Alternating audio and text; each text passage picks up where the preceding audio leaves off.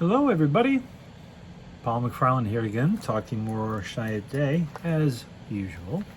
And we're going a little deeper into this battered old folder, why you should hire Chiat Day and why not.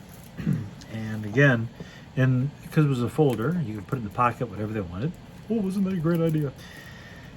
The thing I'm going to talk about right now is this one example of when you can become famous for being interesting. So for your brand, for your business, can you be interesting enough for news to do a feature on you? Let's go into that and see the difference between then and now. This is a reprint from the Los Angeles Times Magazine. See, off the wall on Madison Avenue with a picture of Jay. See how maverick Jay Chiat is using California cool in his bi-coastal war on the New York ad establishment. Well, the writer who did this, obviously played into the core of Jay. Even though Jay was from New Jersey, he made California his home. And they're tapping into that West Coast against the world kind of thing. West Coast versus East Coast thing. East Coast, slower, stodgier, sicker, paler. West Coast, open color, suntanned, that, East versus West thing is kind of in here. And that plays perfectly into what Chiat Day was being expressed as. This was 1988, actually. And what's interesting is, back when we had magazines, remember magazines? Story off the wall on Madison Avenue. So we have a picture of Jay in his apartment showing, I collect interesting art. I run an ad agency and I collect interesting art. Well, he did, because he wanted to appear hip and he felt hip. That's one of those things. See, it says Jay Chiat took his California ways inside New York's advertising establishment, and his radical move is paying off. See right here, this is three guesses. No, not three guesses, two guesses. Is this Jay Chiat in New York or Jay Chiat in California?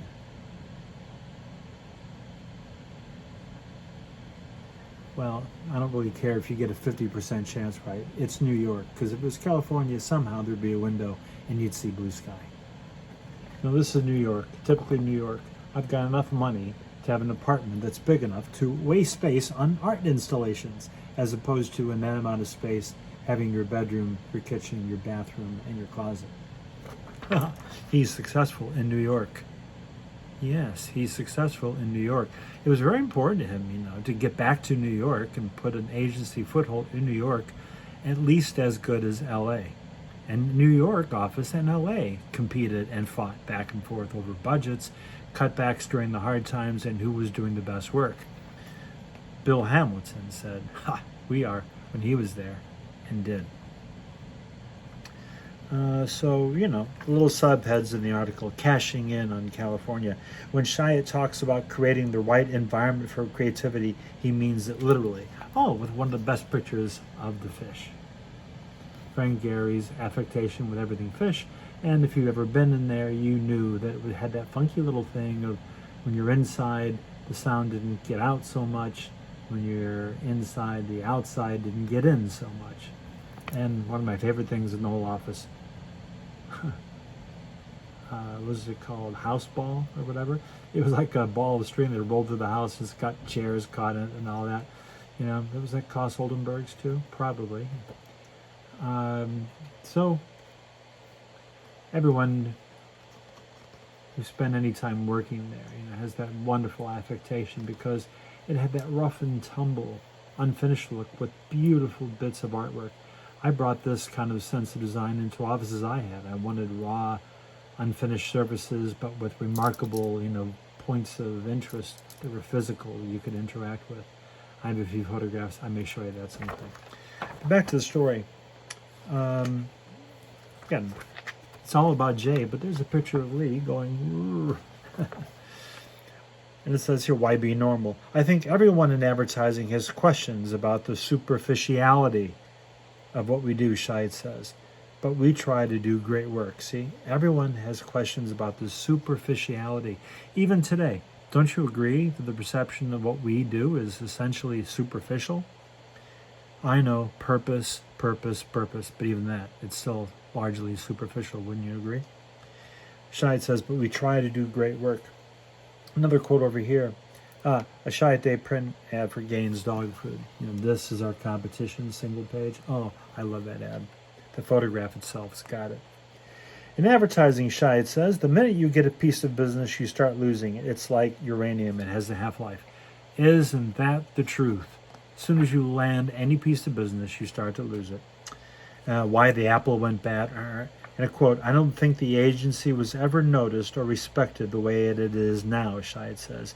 And a lot of that has to do with being in New York. Yes, even with the California Revolution, in every way, from entertainment and advertising that they helped bring about, the benchmark was still, if you can make it there, you can make it anywhere, right? New York aggression and California freedom, with a great picture of Guy retired. Look at that, weeping willow, and his tennis racket.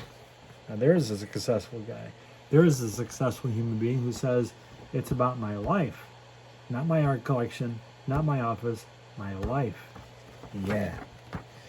And the last subhead in here, no, there's actually a couple. A deal maker's mind. They're getting into making deals. Chiat says the Reebok campaign was designed to restore the shoe company's cachet. The UBU campaign, Reebok, I think we talked about it in one of my earlier videos, and maybe I'll make a Reebok only video about what they are now, has been so poorly managed brand-wise over the decades. It has wandered and tried this and tried that. It doesn't seem to know who it is, but it keeps making shoes. UBU and Chiat will be Chiat. And the last quote in here, people buy almost everything based on who they believe they are, not the product. Well, he wasn't the first one to say that, and hopefully not the last. We buy things based on who we think we are, and do brands match up to that? So the point is, are you interesting enough to get magazines and media to do stories about you? Well, Paul, you might say that if you got a good PR, you can get people to write articles about you. Yeah, you can, but you still have to make a good interview. One of my personal sort of sources of pride is I give great interviews, and I've been interviewed on podcasts and video shows and radio shows and audio podcasts and video podcasts, and they always say it was great because I ask questions no one else asks, and I give answers no one else answers usually. So how can you be famous? Well, a brand to succeed has to become famous, and you can't become famous in private. You have to be public on some level. So an agency, a design firm, a consultancy, you as a freelancer, whatever, how do you become famous? Can you be so interesting? Can you be so disruptive? Can you be so audacious, etc., etc.? I know disruption is ubiquitous, says Jean-Marie Drouot. So if he says it, you know it's ubiquitous. How do you become so interesting and fascinating that media wants to do a story about you? Well, guess what? You need to disrupt that with which the news looks at. If the news is looking at situations in the city, how can you disrupt that? If the news is talking about the economy, how do you disrupt that? Some people become the go-to for, the talking heads on the news thing. Here are 4 people talking about whatever's going on in the news. And if you're just always available, you'll get your chance too, if that's what you want. But if your agency, if your business wants to become famous, are you naturally fascinating? Jay Chiat absolutely was restless and creative and looking out past the horizon. So that naturally makes him interesting and made the agency interesting. Lee protected the quality of the work and the culture that could produce the work, because it was always the work. You either believed it or you don't. You could do it or you couldn't. You could be nudged and improved, but you had to have that. What makes that interesting enough to be caught? Today, we have the ability on TikTok, LinkedIn, Instagram, yada, yada, yada, to make ourselves look famous. Think about that. I'm not calling out any names because everyone does this. Even agencies that aren't very interesting are on TikTok, and I told them so. And there was an agency that I said, your video just said, your people eat lunch. Should I hire your agency because of that? And someone said, yes. Oh, my dear. You can post something from the agency itself. This one story. Your new business person can post that. Your creative director can post that. Other people can all post that. And because you're all posting it and it overlaps with the post, it can look and feel famous. I see it again, I see it again. And then comes the genius who will say, people need to see things 24 times, no, 3 times, 6 times, and before they make it, whatever you believe. But it's rare that an actual existing news source does a story about an ad agency. And when they do, my gosh, we all grab it. A Fox affiliate in Salt Lake City had a closing of the news about our product that we did for so-and-so. Whoa, we grab that and do it. But when can you get a feature like the one I showed you? When can you get a long-form video exploring what the business is about, what you do and why you do it, that enough people see in a locality, in a vertical, or on a high-level horizontal? Should you want to become famous? I don't know. Seems like a good business idea to me, because if you're famous, you probably get more business. Okay. So tell me, if you work at an agency or a large brand or an independent, do you want to be famous? Well, tell me what you think you could be newsworthy famous for. Tell me. Type it here. Put a link here. Make an image. Post a video. I don't care. I would like to know what it means to be famous in this business these days. I showed you something from 1988. That was a lot of ink. So good that they had reprints made to put into the folder in the thing. Now, obviously, what's the new version of that? We have a website. We have agency news. How are we being talked about in the news? The news stories are always, great campaign, it works great, and coverage here and coverage there. We won awards, we won Lions, and we won Lions, and we won Lions, we won Grand Prix, and we won pencils. And, everybody does. Name the agency that doesn't win awards. So if you want an award-winning agency, you can pretty much have your pick. But a really interesting agency that's changing things. Now you got something.